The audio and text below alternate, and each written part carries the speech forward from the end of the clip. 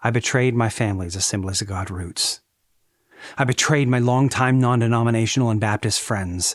I have become a Presbyterian. My friends and family thought I was a good Baptist Christian through the years. But they began to suspect something when I started reading philosophy and theology books in my 20s. At first, I read them in secret.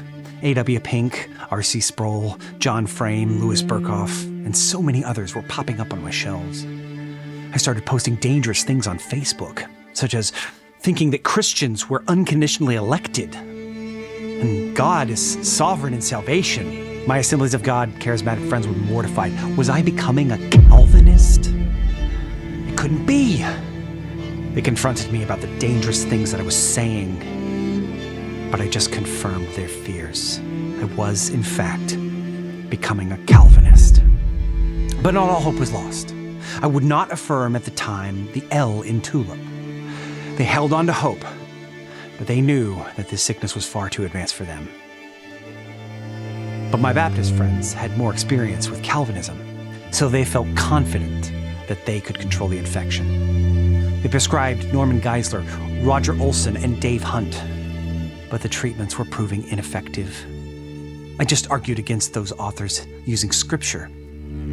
But the worst part was that I began to affirm limited atonement, better known as definite atonement. Then I discovered the shameful secret of the Baptist world. They were once almost all Calvinists.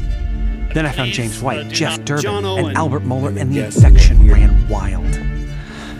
My friends tried to downplay it, saying that that was a sin of the long past in the Baptist world. They've grown past Calvinism now. However, this did not slow down my descent into becoming a Reformed Baptist. My Baptist friends hung their head in defeat and resigned themselves to prayer and fasting. They called on God to make me use my free will to choose not to believe in these dangerous doctrines known as Reformed. But it was too late. God had already predestined me to be Reformed. I started reading voraciously, and my dispensational congregationalist roots started to die.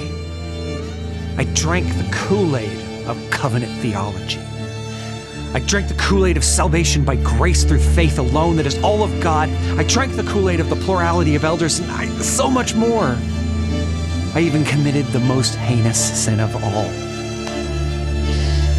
I started believing that sprinkle baptism was a legitimate mode of baptism.